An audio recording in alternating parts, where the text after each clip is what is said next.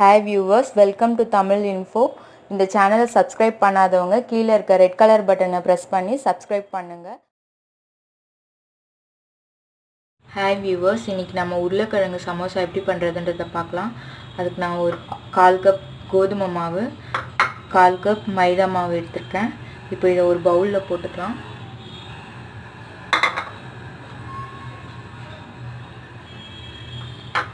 இது கூட ஒரு ஸ்பூன் அளவுக்கு எண்ணெய் விட்டுக்கிறேன். இதுக்கு தேவையான அளவு சால்ட் சேர்த்துக்கிறேன்.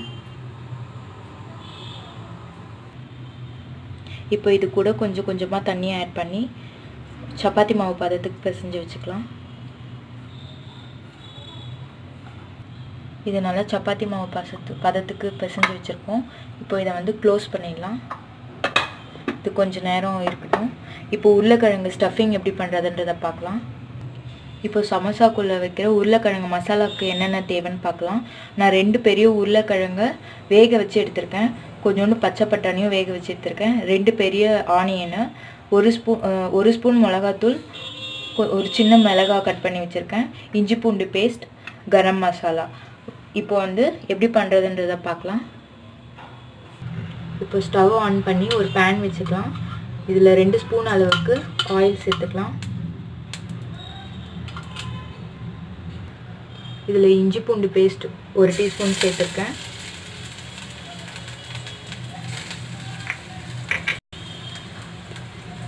ஒரு சின்ன பச்சை மிளகா,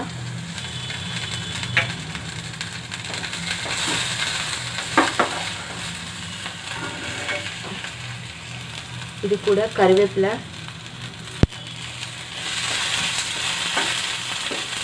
இது கூட ஆனியன் சேர்த்துக்கலாம்.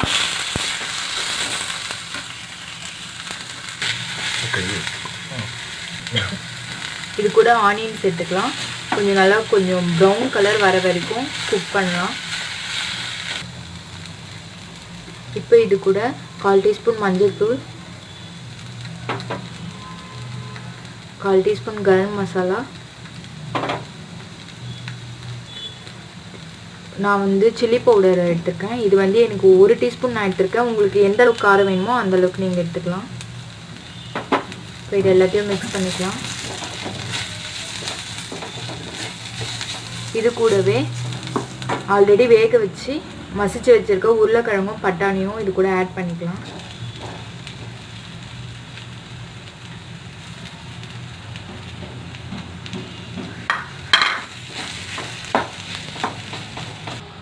இது கூட தேவையான அளவு உப்பு சேர்த்துக்கலாம்.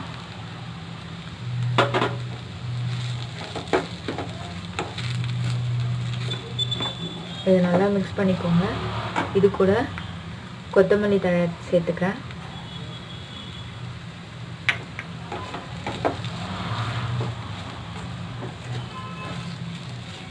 அவ்வளோதான், நம்மளோட உருளைக்கிழங்கு ஸ்டஃபிங் ரெடி ஆகிடுச்சு. இப்போ ஸ்டவ்வை ஆஃப் பண்ணிக்கலாம்.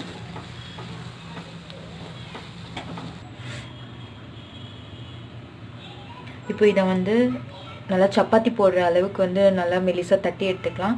இது வந்து நல்லா ஒட்டுறதுக்காக மசாலா உள்ளே வச்சா வந்து மசாலா வெளில வந்துடும். அதுக்காக நான் ஒரு பேஸ்ட் ரெடி பண்ணி வச்சுருக்கேன். இது ஒன்றும் இல்லை, மைதாவில் கொஞ்சம் தண்ணி ஊற்றி கொஞ்சம் திக்காக கரைச்சி வச்சுருக்கேன், அவ்வளோதான்.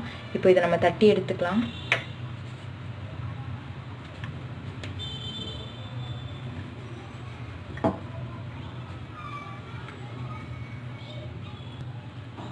தட்டி வச்சுருக்கேன். இது ரொம்ப தின் லேயராக இருக்கணும்னு அவசியம் இல்லை, ரொம்ப மெலிசாக தட்டி எடுத்துக்கலாம்.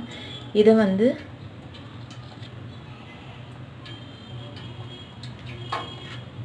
இந்த மாதிரி 4 ஸ்லைஸாக வந்து கட் பண்ணிக்கலாம்.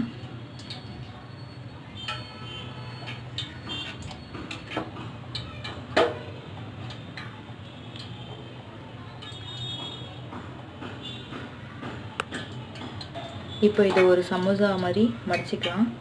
இப்போ என்ன பண்ண போகிறோன்னா, இது உள்ளே வைக்கிற மசாலா வெளில வராமல் இருக்கிறதுக்காக இந்த மைதா பேஸ்ட்டை வந்து இது மேலே இப்படி தடவிக்கலாம்.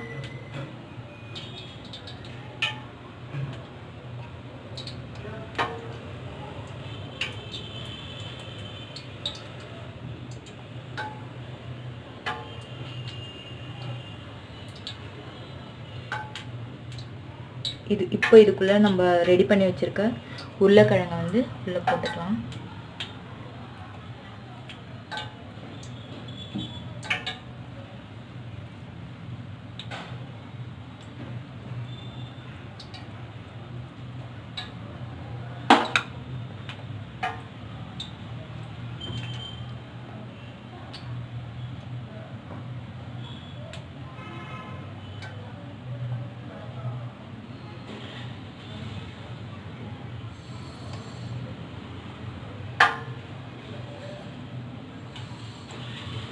இதே மாதிரி பேலன்ஸ் இருக்க எல்லாத்தையும் ரெடி பண்ணி வச்சுக்கலாம்.